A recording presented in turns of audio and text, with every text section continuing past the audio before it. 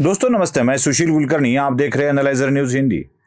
आजकल मीडिया में, social media पर अटल बिहारी वाजपेयी जी का एक वीडियो लगातार दिखाई जा रहा है। अटल जी की सरकार जब गिरने वाली थी तो सरकार संभलने के लिए अटल जी ने कहा था, किसी पार्टी को तोड़ मरोड़ कर मुझे सरकार नहीं बनानी है। अटल बिहारी जी के इन वाक्यों को इतने कट करके दिखाया जाता है कि समझ में ही नहीं आता है कि अटल जी क्या कहना चाहते हैं। अटल जी के ये वाक्य वीडियो में क्यों दिखाई जा रहे हैं?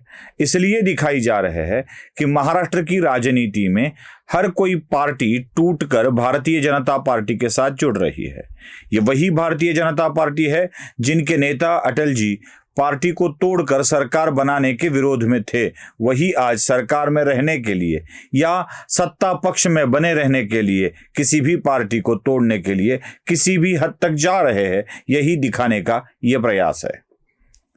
अटल जी की सरकार जब 13 दिन की बनी थी, 13 महीने की बनी थी और बाद में 5 साल की बनी थी। एक अटल बिहारी वाजपेयी 3 बार देश के प्रधानमंत्री बने और जब 13 दिन की सरकार गिरने जा रही थी तब अटल जी ने बहुत सारी बातें कही थी।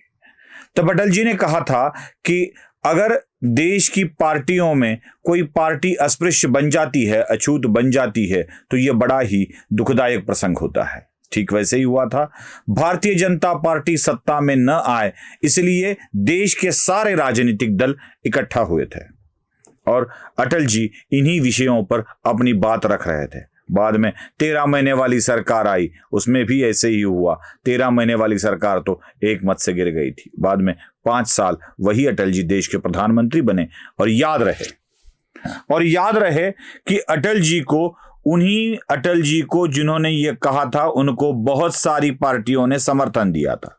जॉर्ज फर्नांडिस वाली पार्टी भी अटल जी के साथ थी। ममता बनर्जी कांग्रेस से टूट गई थी, वो भी अटल जी के साथ थी। तेलुगु देशम भी अटल जी के साथ थी। साउथ के कुछ पार्टियां, नॉर्थ की कुछ पार्टियां मिलकर अटल जी की सरकार को चला रही थी।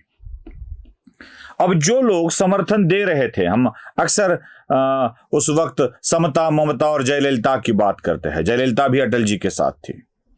समता, ममता या जयललिता हो, ये सारे किसी ना किसी पार्टी से टूटकर अपने आप को एक राजकीय पक्ष के रूप में स्थापित कर चुके थे और यही लोग अटल जी के साथ थे। जॉर्ज फर्नांडिस ने भी अपनी अलग पार्टी बना ली थी, वो भी अटल जी के साथ थे। ओडिशा की पार्टियां भी अटल जी के साथ थी। मतलब जो भी किसी ना किसी पार्टी, जनता दल के टुकड़े बहुत सारे हुए थे। वहां तब कहा भी जाता था ये गीत कि इस दल के टुकड़े हुए 1000, कोई वहां गिरा तो कोई यहां गिरा।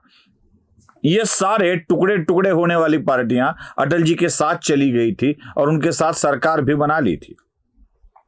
अब चूंकि भारतीय जनता पार्टी के पास स्पष्ट बहुमत होते हुए भी, मतलब सरकार बनाने के लिए या सरकार चलाने के लिए भारतीय जनता पार्टी को अब किसी पक्ष के समर्थन की आवश्यकता नहीं है, देश में नहीं है। हां, महाराष्ट्र में थी जरूर, लेकिन एकनाथ शिंदे ने वो कमी पूरी कर दी। अब ना होते हुए भी अजीत पवार साथ आकर जुड़ गए। अब जरूरत ना होते हुए भी बिहार की पार्टियां जुड़ गई।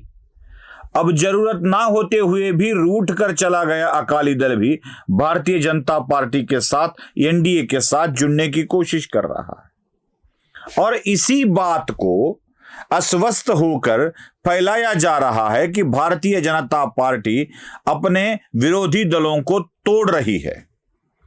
ये क्यों नहीं कहा जाता कि विरोधी दलों में अपनी पार्टी को बरकरार रखने के लिए, एकत्र रखने की औकात ही नहीं बची है। इसी वाक्य को अलग तरीके से बताया जा सकता है। मतलब भारतीय जनता पार्टी तोड़ रही है, यह वाक्य अगर हम अंशतः मान्य करें तो ये पार्टियां टूट क्यों रही है, इसका भी विचार होना आवश्यक है। अक्सर ये कहा जाता है कि शादी के लिए लड़की देखनी है तो लड़के की उम्र 21 साल होनी चाहिए और लड़की की उम्र 18 साल होनी चाहिए। यह कानूनन नियम है कि 18 साल की लड़की होनी चाहिए। अगर कानूनी कानूनों को हमें अच्छी तरह से फॉलो करना है तो 18 साल की ही लड़की होना जरूरी होता है। अगर 18 साल की जगह 9-9 साल की 2 लड़कियां लेकर आए तो शादी होगी क्या? क्या यह कानून का पालन होगा? क्या यह किसी नियम का अनुपालन होगा? नहीं होगा ना। लोग हंसेंगे। उसी तरह देश को चलाने के लिए एक विचारधारा की आवश्यकता होती है, और एक विचारधारा अगर सशक्त हो रही है तो उन्हीं के अनुसार काम चलना चाहिए। लोकतंत्र लोकतंत्र लोकतंत्र इन शब्द का बार बार इस्तेमाल कर कर लोकतंत्र की जिस तरह से धज्जियां उड़ाई जा रही है, जिस तरह से अनेकानेक मत प्रवाह इसमें सम्मिलित किए जा रहे हैं, इतने विवाद उत्पन्न हो रहे हैं कि निर्णय तक जा ही नहीं सकते। निर्णय तक जाने के लिए इतना कष्टदायक हो रहा है कि हर कोई अपनी अपनी अलग अलग विचारधारा दुनिया के सामने रख रहा है, और यही दिक्कत हो गई है कि देश को यही अलग अलग विचारधाराएं विवादों में घिर चुकी है। वो आगे बढ़ने का नाम ही नहीं ले रही है देश का पहिया।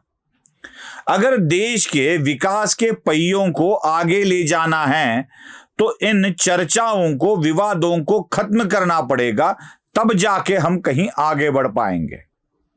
सीधी सी बात है, YouTube पर, मोबाइल पर आपके जब मेरा ये वीडियो चल रहा है और आप उसे सुन रहे हो तो सुन इसलिए रहे हो कि बाकी सारे आवाजें आपने बंद कर दी है, मतलब एक की आप सुन पा रहे हो। अगर इसी वक्त बहुत सारा शोर, ढेर सारा शोर हो तो आप नहीं सुन पाओगे।